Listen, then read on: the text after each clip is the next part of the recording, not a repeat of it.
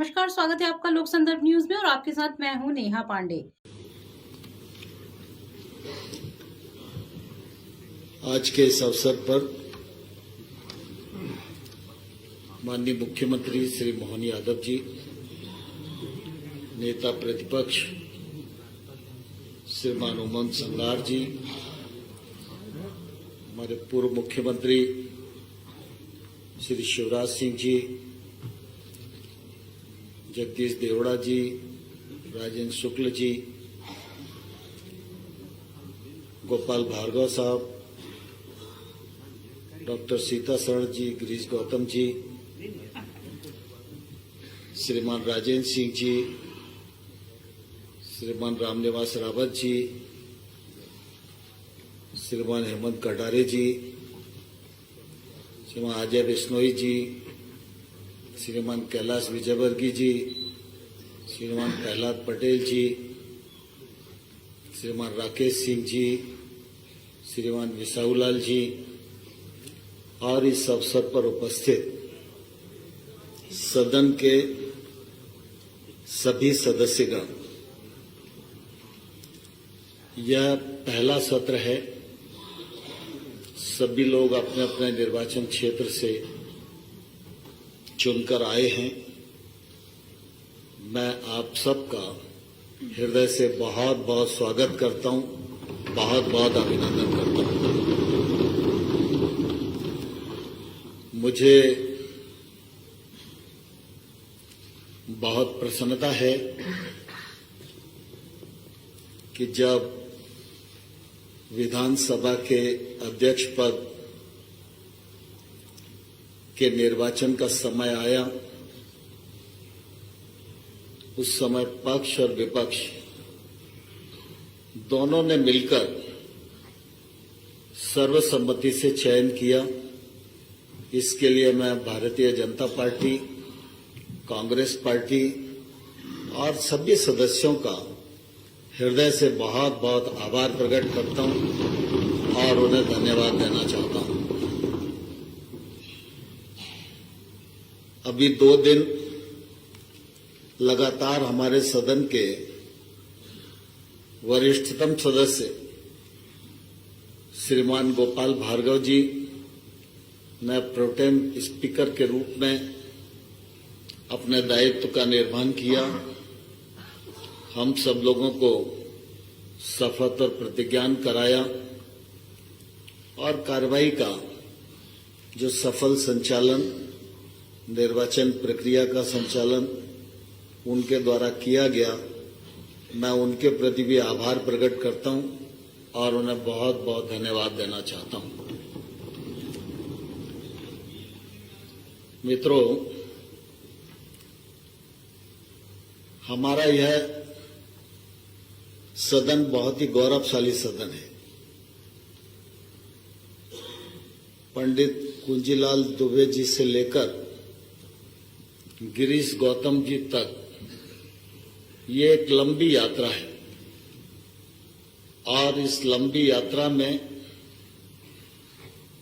मेरे से पूर्व अध्यक्षों ने अनेक प्रकार के मानदंड स्थापित किए हैं,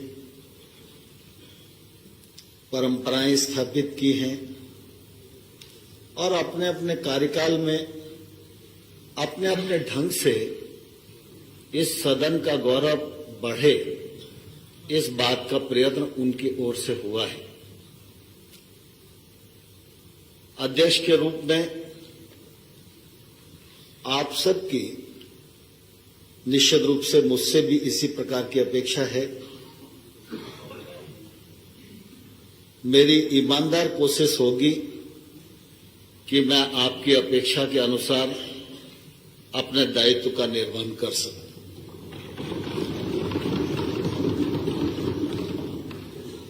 मेरे निर्वाचन के पश्चात विभिन्न माननीय सदस्यों ने मेरे बारे में अपने विचार व्यक्त किए। मुझे नहीं मालूम कि मैं उन विचारों के योग्य हूं अथवा नहीं, लेकिन मैं इतना जरूर जानता हूं कि अगर आपके मन में ऐसा भाव मेरे प्रति है जो आपके द्वारा व्यक्त किया गया, तो मेरी ये जवाबदेही है मैं उस भाव का सम्मान करूं और उसको निभाने की पूरी कोशिश करूं। हम सब सार्वजनिक जीवन में हैं। सार्वजनिक जीवन में व्यक्ति पहले मैदान में काम करता है, फिर किसी संस्था या संगठन से जोड़ता है, और जब वो संगठन उसको अवसर देता है तो वो जनप्रतिनिधि के रूप में अपनी भूमिका का निर्वाह करता है। लेकिन हम संगठन में काम करें या जनप्रतिनिधि के रूप में काम करें, हम सबका उद्देश्य एक ही होता है, जन समस्याओं का निराकरण, राज्य का सर्वांगीण विकास और संतुलित विकास। लोकतंत्र की एक खूबसूरती है कि पक्ष है तो विपक्ष भी है, और पक्ष के बिना विपक्ष अधूरा है और विपक्ष के बिना पक्ष अधूरा है, ये भी हम सब लोग भली प्रकार से जानते हैं। पक्ष और विपक्ष लोकतंत्र के दो पाए हैं। दोनों पाए को मजबूती के हिसाब से कदम से कदम, कंधे से कंधा मिलाकर चलना, इसी में हम सब लक्ष्य तक मिलकर पहुंच सकते हैं। मुझसे यह भी अपेक्षा की गई है कि मैं प्रतिपक्ष के सदस्यों को अधिक समय दूं। सत्ता पक्ष के मेंबर्स ने भी अपेक्षाएं व्यक्त की हैं, लेकिन मैं इतना जरूर आप सबको कहना चाहता हूं, इस आसंदी पर रहते हुए मेरी कोशिश ये रहेगी कि मेरी निगाह और नजर हर सदस्य पर रहे और जो हक उसे मिलना चाहिए उस हक से वो वंचित न हो, यह निश्चित रूप से मेरी कोशिश रहेगी। मुझे प्रसन्नता है इस बार विधानसभा में बहुत सारे नए सदस्य भी चुनकर आए हैं।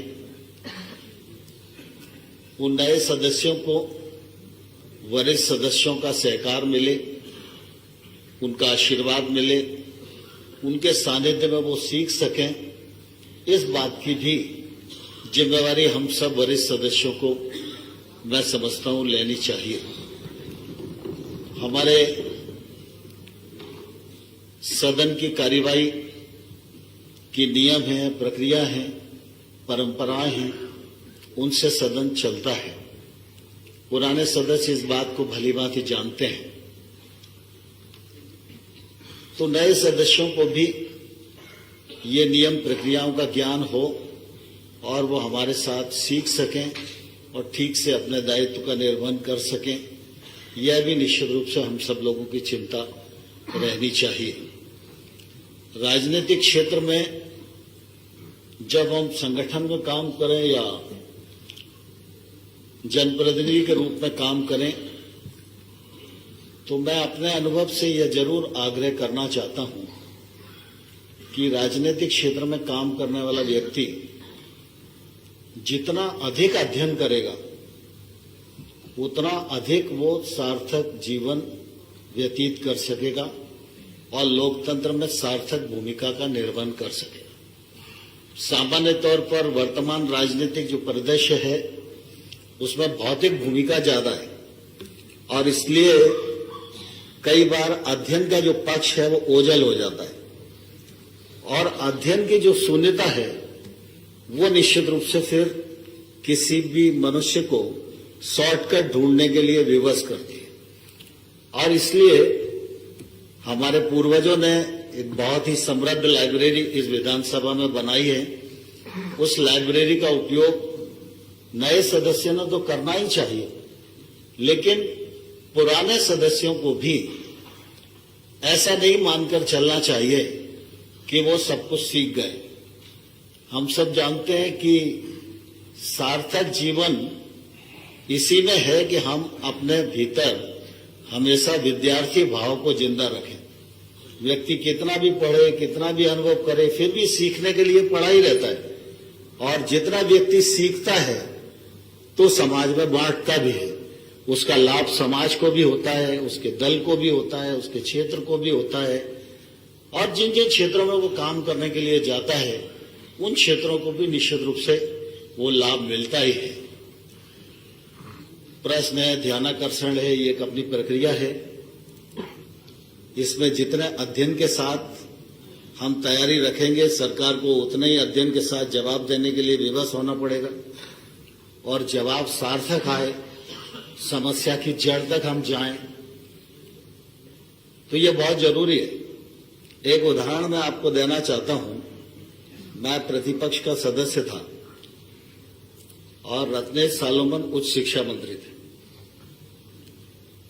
तो मैं जिस विधानसभा क्षेत्र का सदस्य था, उस विधानसभा क्षेत्र में 2 शासकीय महाविद्यालय थे। उनके पास अपना भवन नहीं था। तो जैसे ही सत्र शुरू होता था तो सरकार ये कार्रवाई शुरू कर देती थी कि इनको किसी दूसरी बड़ी बिल्डिंग में भेज दो। अब बड़ी बिल्डिंग में जाएंगे तो मेरे विधानसभा क्षेत्र से बाहर जाने वाले हैं। तो मेरी कोशिश ये रहती थी कि भाई अपन विधायक है तो अपने यहाँ का कॉलेज तो जाना नहीं चाहिए। तो बड़ी कोशिश की, लेकिन उस समय पैसे का अभाव रहा। तो मैंने कई बार प्रश्न लगाया।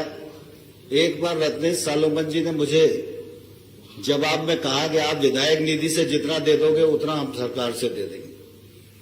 तो मैंने उस समय दोनों महाविद्यालयों के लिए 10-10 लाख रुपया दे दिया। अब एक महाविद्यालय की बिल्डिंग बनाने में 85 लाख रुपया लगता था, लेकिन वो कम था। लेकिन काम शुरू हो जाएगा तो महाविद्यालय रुक जाएगा, यह मेरी कोशिश थी।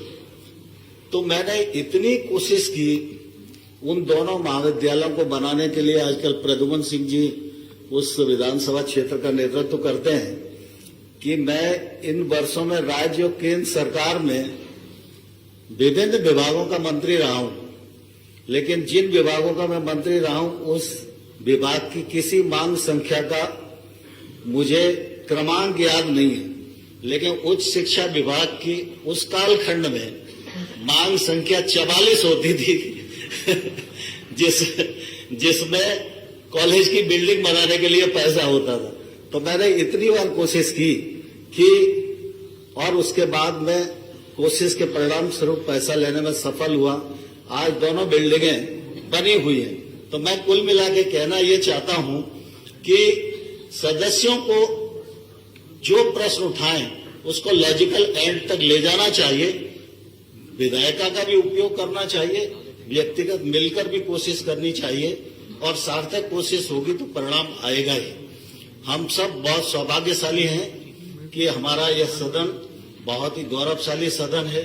हमारा अपना मध्य प्रदेश गौरव से परिपूर्ण है, और लोकतंत्र का यह पावन मंदिर जो मध्य प्रदेश की महिमा को मंडित करता है, इसकी महिमा को और बढ़ाने में हम सब लोगों को कदम से कदम और कंधे से कंधा मिलाकर चलना होगा। आप सबका सहयोग और आप सबका समय समय पर मार्गदर्शन मुझे मिलता रहे, जिससे कि मैं इस कार्यवाही का आपकी अपेक्षा के अनुरूप संचालन कर सकूं। आप सभी ने जो विचार व्यक्त किए उसके लिए बहुत बहुत धन्यवाद। फिलहाल के लिए इतना ही। मध्य प्रदेश की खास और बड़ी खबरों के लिए आप बने रहिए लोक संदर्भ न्यूज के साथ।